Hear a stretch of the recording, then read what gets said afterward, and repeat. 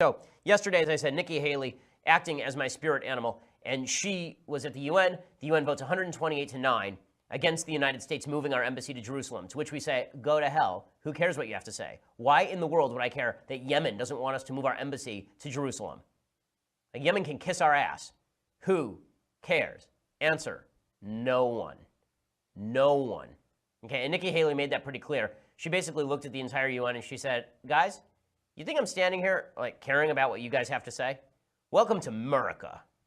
Nikki Haley doing yeoman's work over at the UN. It's always weird. Whenever people speak at the UN, it looks like they're speaking in the bathroom at a Macy's. But in any case, here's Nikki Haley really bashing people about the head. The United States is by far the single largest contributor to the United Nations and its agencies. When a nation is singled out for attack in this organization, that nation is disrespected. What's more, that nation is asked to pay for the privilege of being disrespected. The United States will remember this day in which it was singled out for attack in the General Assembly for the very act of exercising our right as a sovereign nation. We will remember it when we are called upon to once again make the world's largest contribution to the United Nations. And we will remember it when so many countries come calling on us, as they so often do, to pay even more and to use our influence for their benefit. Cut them off. Cut them off. Cut them off. Okay, none of these countries that are voting against the United States ought to take their foreign aid for granted. Now, there are two types of foreign aid that the United States grants. It represents foreign aid, by the way, about 1% of the American federal budget every year. What's breaking the bank is not foreign aid, but we can use this as a tool. You know, we give like $100 million to Zimbabwe every year, like in human and development aid, in health and development aid. We give, true, it says like $135 million every year to Zimbabwe, which was until 5 minutes ago run by Robert Mugabe, one of the worst people on planet Earth. There have been studies that show that foreign aid does virtually nothing. When you sign a check to a dictator, the dictator takes the check, immediately cashes it, builds himself a new palace, buys himself a couple of new female bodyguards, and then goes about his daily business, by stripping the bodyguards and murdering his own people. Foreign aid, unless it is specifically channeled to the right areas, doesn't do a whole hell of a lot. And the UN doesn't do a whole hell of a lot. The idea of attaching strings to the system makes a lot of sense. Now, what's funny is that there are people on the left who don't believe this. So Philip Mudd is one of these people. He's his name is Mudd, literally. And he actually says this on CNN.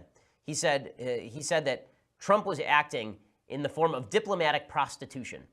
He said, let me be blunt here, Wolf. He said this to Wolf Blitzer. This is diplomatic prostitution. We're telling people, unless you vote with us, we're not going to give you money. And if your heart doesn't agree with American policies, we're not going to support you in terms of U.S. aid. That's not prostitution. It's just called diplomacy. Like, we actually get to attach strings to the checks that we sign to people. It's true everywhere, by the way. It's true in domestic policy, too. No such thing as a free lunch internationally or nationally. But what this really betrays is that there are a lot of people in the United States, living in the United States, who do not actually see the United States as a force for good in the world. They see it as a bad thing. They see it as a bad thing when we exert our power in the world. That's because there are really two different views of America on the world stage. View number one is that America is a big bully. This was Barack Obama's view in his apology tour early on in his presidency, that America is the big bully on the world stage. We're mean to people and cruel. We're overreaching. We're sort of bull in a china shop. Sure, we try to do the right thing, but we usually do the wrong thing. And then there is the more traditional and correct view of America's role in the world, which is that we are the greatest force for freedom the world has ever seen and ever known. And the fact is, where American boots have set foot, freedom follows. I'm not going to talk about whether we should have been in every war that we've been in, but where America was present, there was freedom, and where America was removed, the freedom went away. This is true in Vietnam, where when we pulled out of Vietnam, South Vietnam, a free country, turns into a communist hellhole. So does Cambodia. And Cambodia, where the Khmer Rouge end up murdering 1 million people. Right? When we pull out of Korea, out of North Korea is still a prison camp 60-odd years later. Right? South Korea, where we still have troops, is one of the freest, most prosperous countries in Asia. Forget about Europe, right? I mean, all of Europe would be speaking German right now if it weren't for the United States, including Britain. So the idea that the United States has been a nefarious force on the world stage, or that we have strings attached, we should have strings attached because our strings are good. Right? Our strings are usually things like, we would like you to free up your press. We would like you to not oppress women. We would like for you to support United States foreign policy in strengthening our interests around the world. This is good stuff. The United States has never conquered nations to take them. The United States has conquered nations in order to replace regimes with better regimes. Ask how that's gone for Japan and Germany. The answer is pretty well. And by the way, it was going a lot better in Iraq until President Obama decided to precipitously withdraw from Iraq, leaving in his wake an Iranian-backed regime and ISIS in the west of the country, in the northwest of the country. So this view that the United States is being terrible by attaching strings to our funds, it's my money. For God's sake, it's my money. So if it's my money, then I get to determine what happens with it. This notion that the government has a role in taking my money and then spending it on whatever stupid thing Robert Mugabe wants to spend it on, it verges on taxation without representation, is the truth. Now, one of the things that's always interesting is the UN votes, as I talked about yesterday statistically, insanely and routinely, all the time, they vote against Israel. And a huge percentage of all the votes they've ever taken in the UN General Assembly are against Israel. And the people who vote against Israel are typically, there are a lot of people who abstained yesterday. The people who voted against Israel are largely located in areas with large Muslim populations, Europe, or in the Muslim world itself. So the vote, I say, was 128-9. So 57 of those countries were Islamic. So half of them right off the bat are Muslim countries that hate Israel and don't believe that it ought to exist. And then there are another 50-odd countries, and some of those are in Asia, and some of those are in Europe. And what you are seeing is this alliance between members of the European left and radical Islam to condemn Israel. Right? This is where anti-Semitism exists. I've talked about anti-Semitism before on the program. There are a few different types. There's religious anti-Semitism, which is sort of Muslim anti-Semitism at this point. There's still some Christian anti-Semitism, but that's become far less of a problem over the last 50 years since the Holocaust. Or over the last 70 years since the Holocaust, rather. There is Muslim anti-Semitism, so religious anti-Semitism.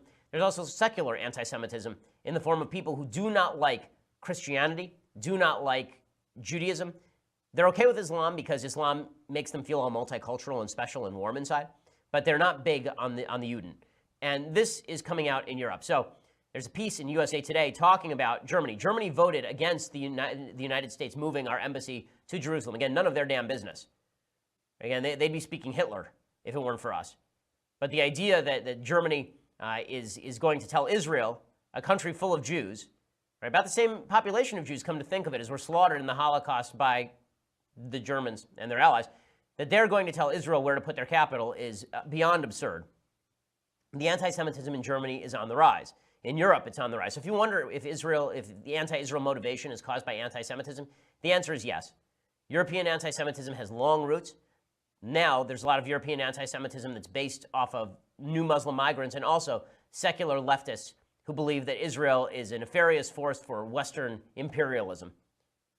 So there's a piece in USA Today. When telecommunications manager Mikhail Tanayev emigrated to Germany in 1998 from his native Russia as a teen, his Jewish faith didn't matter to classmates or neighbors.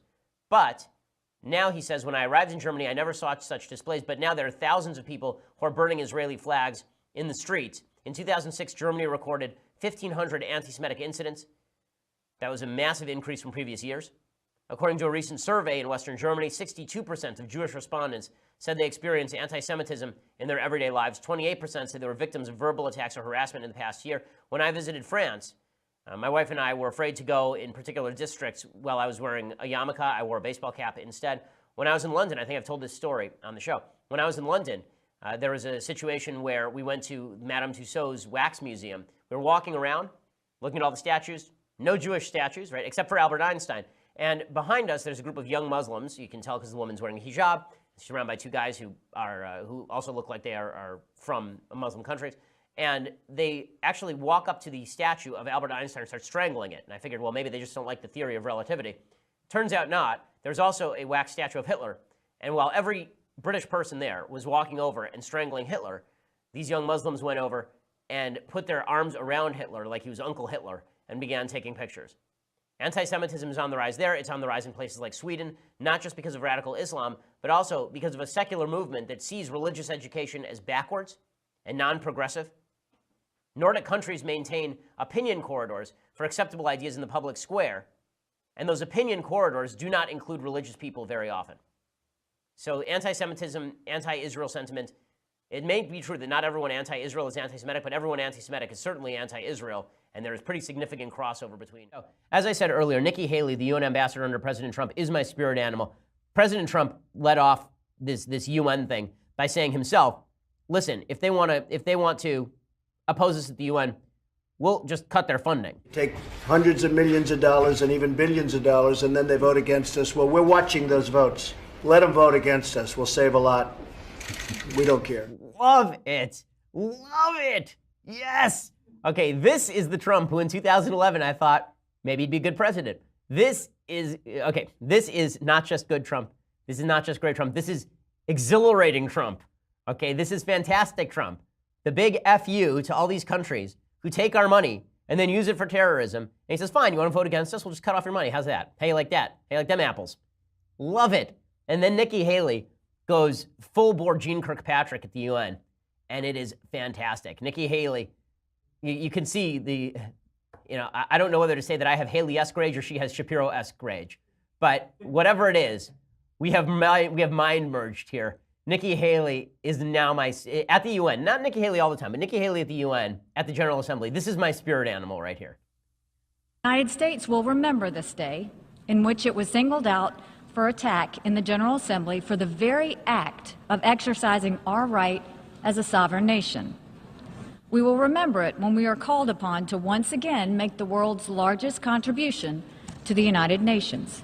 And we will remember it when so many countries come calling on us, as they so often do, to pay even more and to use our influence for their benefit. America will put our embassy in Jerusalem. That is what the American people want us to do. And it is the right thing to do. No. Yes. Yes.